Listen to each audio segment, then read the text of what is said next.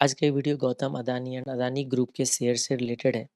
जैसे ही कल न्यूज आया कि यूएस कोर्ट में गौतम अदानी एंड उसके ग्रुप के शेयर्स के रिगार्डिंग कुछ केस फाइल किया गया है, तब से इसके शेयर जो अप्रॉक्सीमेटली 20% डाउन ट्रेड हो रहे हैं। तो बहुत सारे व्यूअर्स एंड स्टूडेंट जो क्वेरी पूछ रहे हैं, क्या ये एक अपॉर्चुनिटी है खरीदने के लिए? क्योंकि जनवरी 2023 में सेम रिपोर्ट हिंडनबर्ग ने भी इशू किया था। तो उस टाइम शेयर जो है बहुत ही पिटा था और कुछ लोग उस टाइम अपॉर्चुनिटी मिस कर दिए थे खरीदने का, क्योंकि शेयर दोबारा अपने लेवल पे आ गए थे।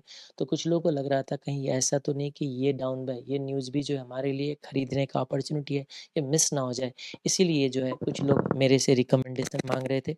मैं आपको बता दूं, मैं कोई रिकमेंडेशन नहीं दे सकता और मैं होता कौन हूँ, क्योंकि फ्यूचर तो मैं फोरकास्ट कर नहीं सकता। हाँ, एक चीज़ें मैं इतना बता सकता हूँ कि ये केस है क्या।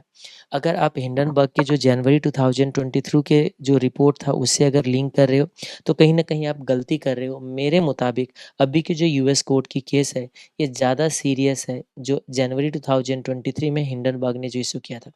देखो, ये थर्ड पार्टी है। ये थर्ड पार्टी ने कुछ एलिगेशंस लगा दिए कि ये कुछ इर्रेगुलरिटीज़ है, ये कुछ दिक्कतें हैं इस ग्रुप में।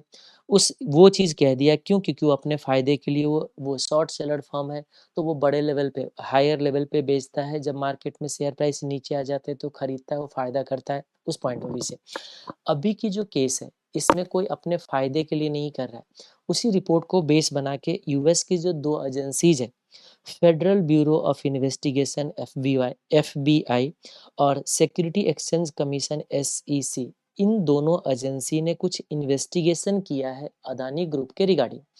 ये जो इन्वेस्टिगेशन में उनको कुछ डॉक्यूमेंट्स मिला है। इन्वेस्टिगेशन में क्या पाया है कि जो गौतम अदानी और सागर अदानी जो है और कुछ अदर्स है, उसके जो टॉप मैनेजमेंट के लोग हैं, उन्होंने कुछ घूस दिया है 2200 करोड़ रुपीस का इंडियन गवर्नमेंट ऑफिशियल्स को। ध्यान से रखना, किसको दिया है? इंडियन गवर्नमेंट ऑफिशियल्स को। क्यों दिया है? तो उस ग्रुप को, अदानी ग्रुप को, कुछ सोलर एनर्जी का कॉन्ट्रैक्ट मिलने के लिए, ठीक है। और ये इंक्लूड करता है, ये जो कॉन्ट्रैक्ट है इसमें तमिलनाडु, आंध्र प्रदेश और ओडिशा के साथ जो कॉन्ट्रैक्ट साइन किया गया था वो भी इसमें इंक्लूड है। और अगर ये कॉन्ट्रैक्ट जो अदानी ग्रुप को मिला है, उस कॉन्ट्रैक्ट से इनको 18,000 करोड़ के फायदा होने वाला है उस कॉन्ट्रैक्ट से अगले 20 साल में। तो आपके दिमाग में आएगा कि ठीक है ना, अगर मान लीजिए 18,000 करोड़ का फायदा करता है 2200 करोड़ का खर्चा करके, तो कहीं ना कहीं 10-12% का खर्चा है, तो फायदा ही है ना ग्रुप के लिए, कंपनी के शेयर के लिए तो अच्छा ही है। कंपनी तो अच्छा करेगा तो मैं अगर शेयर होल्डर हूँ तो मुझे भी तो फायदा होगा।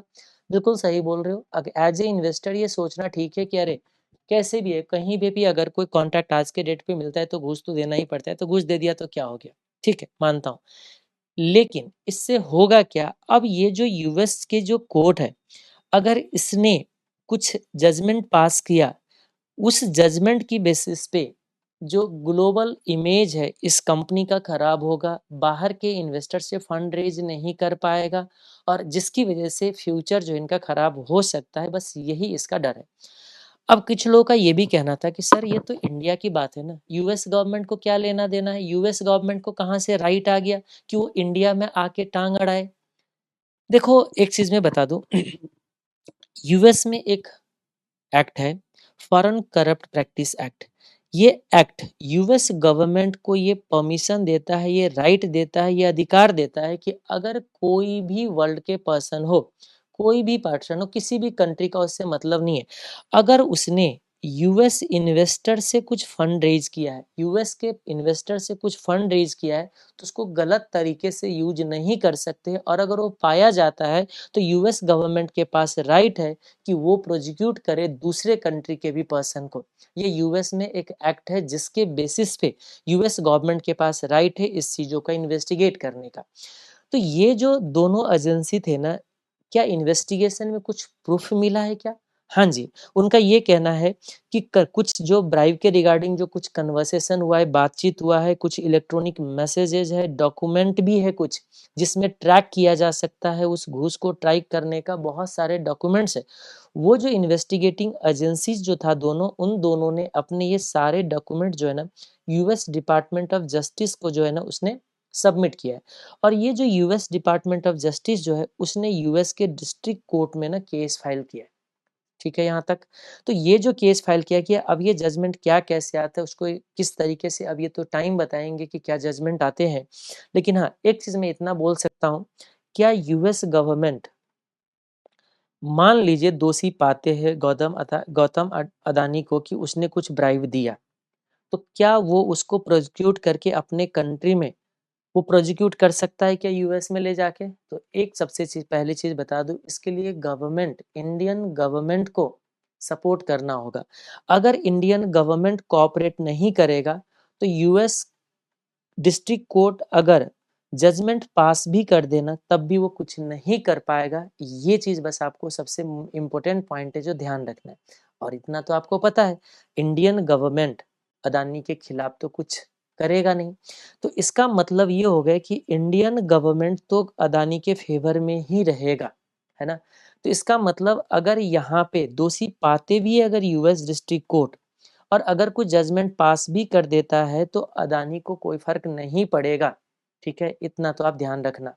लेकिन इससे जो ग्लोबल इमेज है वो जरूर खराब होगा। जैसे कल न्यूज आए, कल सारे शेयर 20 to 25% डाउन ट्रेड हो रहे थे, ठीक है। उसके बाद अदानी के जो ग्रुप है शेयर जो क्या कहते हैं, गौतम अदानी ने यानी कि अदानी ग्रुप ने फिर अपना क्या कहते हैं क्लैरिफिकेशन भी दिया कि नहीं नहीं ऐसा कुछ नहीं है, जो भी है वो सब क्या है गलत एलिगेशंस है, ऐसा कुछ नहीं है। तो मैं कहता उसने क्लैरिफिकेशन दे दिया, क्या उसकी वजह से आज शेयर प्राइस डाउन नहीं गया था? स्टार्टिंग में मॉर्निंग में जब ओपन हुए तो डाउन से ओपन हुए हैं, लेकिन फिर से अभी जो है वो फ्लैट लेवल पे ट्रेड हो रहे हैं। तो अब यहाँ पे दो चीज बनता है, क्या यहाँ से एकदम से मार्केट बाउंस हो जाएंगे या क्या अभी भी चांसेस है यहाँ से फिर से और फर्दर डाउनसाइड होंगे? देखो तो समय बताएगा, कोई स्पेकुलेट नहीं कर सकते, कोई इसको क्या कहते हैं फॉरकास्ट नहीं कर सकते, वो समय बताएंगे। लेकिन हाँ, एक नया न्यूज ये भी आया है, जो मैंने बोला था कि ग्लोबल इमेज खराब होंगे, तो जो केनिया के गवर्नमेंट के साथ जो एयरपोर्ट का कॉन्ट्रैक्ट था, वो जैसे ही कल यूएस के जो डिस्ट्रिक्ट कोर्ट का जो न्यूज आया उसके बाद आज सेकेंड डे पे उसने भी अपना कॉन्ट्रैक्ट जो है वो अदानी ग्रुप के साथ कैंसिल कर दिया। यानी कि इसका मतलब कहीं ना कहीं धीरे धीरे जो बाहर के जो गवर्नमेंट दूसरे कंट्रीज वगैरह से जो उसको कॉन्ट्रैक्ट मिलते थे, वो सारा कहीं ना कहीं उसको तो फर्क पड़ेगा, उसको नहीं मिलेगा। ये चीज तो है। तो अब ये टाइम बताएंगे, टाइम वेट करते कि देखते यूएस डिस्ट्रिक्ट गवर्नमेंट कोर्ट जो है वो क्या जजमेंट पास करते हैं, क्या किस तरीके से फर्दर इन्वेस्टिगेशन किया जाता है। लेकिन बहुत ज़्यादा, हाँ, अगर ये इंडियन गवर्नमेंट का अगर सपोर्ट नहीं होता तो ये शेयर आज भी लोअर सर्किट क्या कितने टूट चुके होते। लेकिन इंडियन गवर्नमेंट का सपोर्ट है और उनको पता है कि इंडिया की अगर ये कुछ बात है तो ये शायद बाहर आने ही ना दे, अगर आएगा भी तो ये कुछ पर्दे डाल के जो है वो सारा चीज़ ठीक कर दिया जाएगा।